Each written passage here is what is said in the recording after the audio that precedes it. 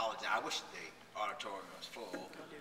I'd like to begin by apologizing to this community for not being on the job of making sure that things have been done the way things haven't been done the way they should have been done.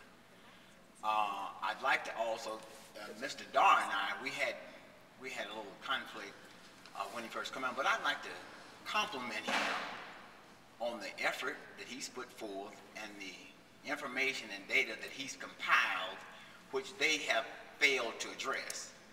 And I'd like to say that these people here tonight, I'm not speaking for anybody but myself, but the people that are here tonight are the interested ones, and one of the reasons, and I'm not going to look in the mirror.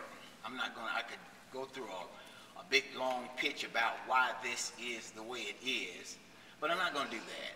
I'm going to take a page out of Hillary Clinton's book and say, I'm looking forward.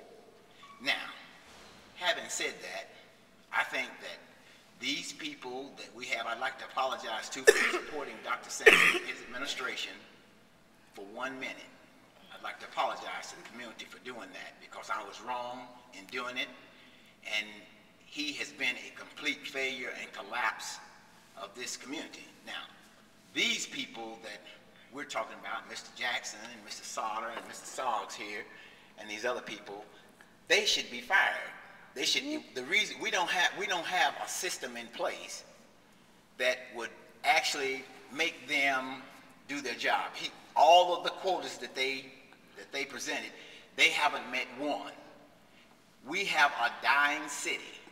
We have a city that is one of the cities that the population has decreased worse than New Orleans, Louisiana, and it had a catastrophe, and it's bouncing back. These people make it sound like everything is hunky-dory. They did not address what Mr. Freeman said. Mr. Soggs went on and on with his political speech. And Mr. Jackson's brother, all these things are deals that are being made. The reason they're continuing to build these schools are needed. We're building schools beside schools. We have schools that are standing that should have been knocked down. We have schools that are building right beside the other one, and the community is telling them, don't build the schools.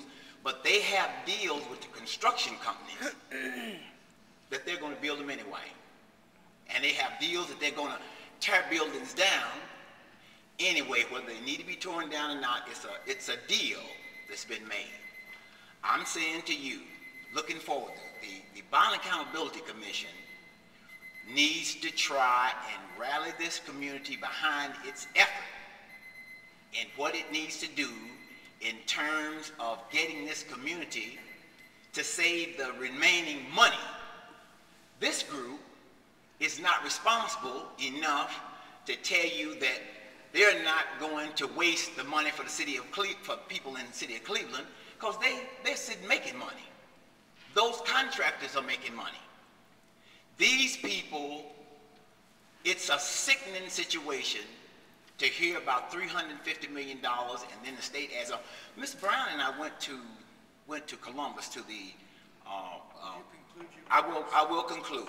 We went to the Ohio School Facilities Commission meeting, and the only delay that has occurred from them being completely irresponsible came from us appearing at the hearing and talking to President Harris, the Republican leader of the Senate, that is a no-nonsense individual that stopped a lot of nonsense, which needs to have Cleveland. What has been said before us tonight is actually sickening to hear these people talk about. Mr. Dar makes one statement, and they talk about everything as if Cleveland is gaining all these people and everything is fine. And Mr. Jackson mentioned educating children, not educating children. These children on the bottom in reading, academic watch, academic emergency, and we're sitting here talking to them as if we're asking. I'm not asking them anything. I'm asking the taxpayers of Cleveland to vote his brother out of office, to take Dr. Sanders and send him back wherever he came from, and to make sure that we do by these children and the taxpayers what should be done. I'm going to say one last thing, Mr. Chairman, and I certainly appreciate you.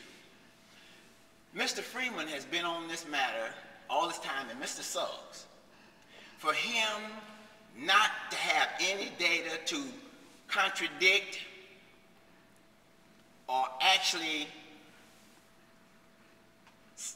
oppose what Mr. Freeman said, we know why he has his job, because he's sitting up giving political speeches for the mayor. And I'm saying that if we don't do something about this sorry, sick city,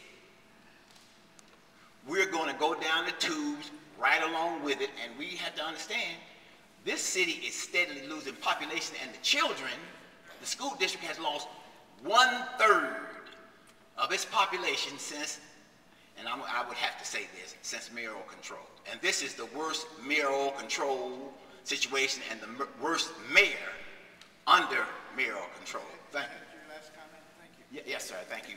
I don't have a question.